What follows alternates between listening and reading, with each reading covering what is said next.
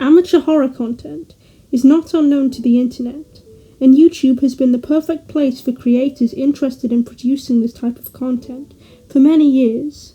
While I did touch on this in my Urban Legends video, that mainly focused on the creepypasta and fanfiction side of things, there are various sides to this part of YouTube, from channels like Mr. Nightmare, who read out creepypastas and other scary stories, to channels like the controversial J Station, who became notorious for his 3 AM and Ouija board videos aimed at a young audience, as well as his run-ins with law enforcement and alleged mistreatment of his girlfriends. The channel we shall be looking at today is more similar in content style to the latter kind of videos, minus the controversy, and that channel is known as Life of Luxury. I know I've only really gone over more professionally made media, but this is classed as a web series, so we can let it slide. On their IMDb page, Life of Luxury is described as a channel about online horror investigators, Park and Chester, who receive reports from potential victims experiencing strange activity or potentially paranormal events. The series was started in 2019, but according to their About page, their YouTube channel was actually started 4 years earlier. Their About page reads, "Something strange is going on," featuring Parker and Chester, Luxury Productions Incorporated, which I think summarizes their content pretty well. In this video I shall be going over their infamous video, "My Son Can't Stop Growing at Night." I know I'm kinda late to this one, as a magnitude of other videos have been made on this since its release, but I couldn't not include it in a video about these guys. I actually saw it in a meme around the time of its release, and initially thinking the video didn't exist, I looked it up, only to find that it was real. The video begins with a compilation of what's to come, before we are met with a disclaimer, and of course, Parker encourages the viewers to smash that like button, which honestly gets rid of the fear factor for me, as it's a good reminder that this is simply a YouTube video very early on. Parker then elaborates that he and Chase received an email from a 53-year-old mother named Candace, who believes that there is something horribly wrong with her son, as he no longer talks to her and cannot stop growing. She says he's been pulling out his hair and won't let her see his face. She also sent a video of her trying to give her son his dinner, which honestly looks like dog food, and he responds pretty poorly as you'd expect. "Tommy, I brought you your dinner. Do you want it, sweetie?" Parker and Chase then head over to Candace's house, although Chase is skeptical. I really don't understand the problem. Okay, so from what she said in the email, her son's been growing super fast for some reason and acting really creepy towards her. Dude, that doesn't make any sense. How do we know he's not just hitting a growth spurt or something? Mate, did you even watch the video she sent you? Did that look like a normal growth spurt to you?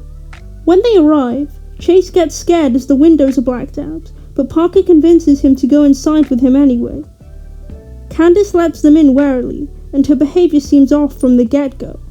They sit down, and Candace explains that her son, Tommy, ran into the woods after his father died, and returned through the window after 3 days of being missing. "I love my son.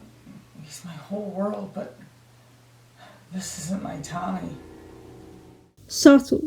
I believe they're implying that it isn't really Tommy, and he's been replaced with some kind of imposter like a changeling.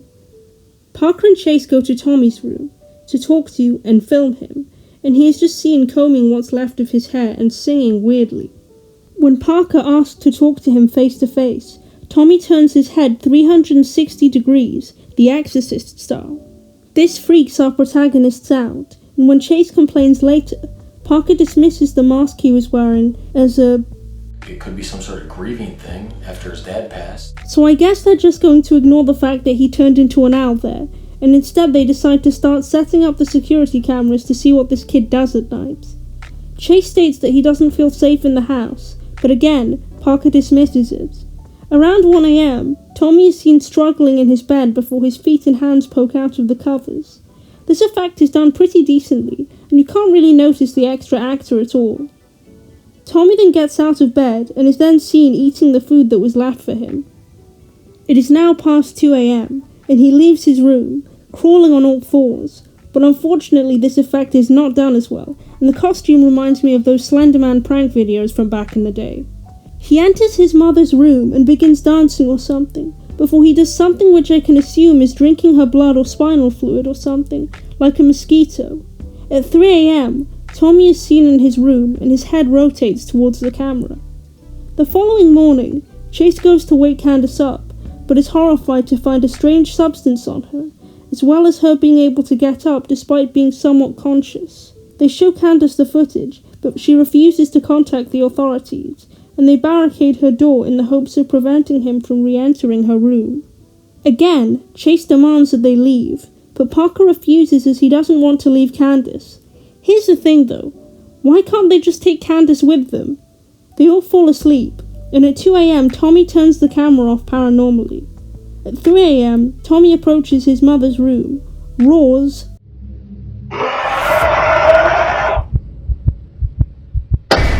and breaks in. This awakens everyone else, but Chase and Parker do not arrive in time, as Tommy has escaped through the window and has presumably taken his mother with him. Okay, so you're telling me that a creature of that size could fit through that gap? Really? So some slides then tell us that after contacting Candace's sister, the pair discovered that Tommy actually died a year ago.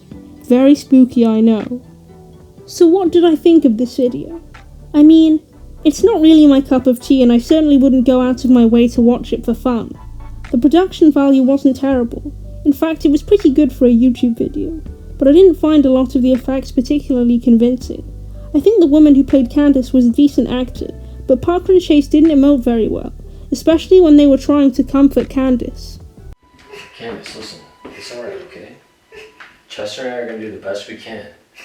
We just need to watch the footage from these cameras so we know what's going on with him, okay? We'll all watch the footage together in the morning. The only other complaints I really have is the Photoshop job on the thumbnail was pretty crap. The amount of mid-rolls there were. I mean, get that coin, but it was kind of annoying and distracting when I got an ad during the more climactic parts of the story. Other than that, this stuff doesn't really bother me. It's harmless and gets quite a lot of views, so they definitely have an audience who enjoy their content. But what did you guys think? Do you want me to make more videos on this kind of content in future? Let me know your thoughts down in the comments below. And as always, thanks for watching.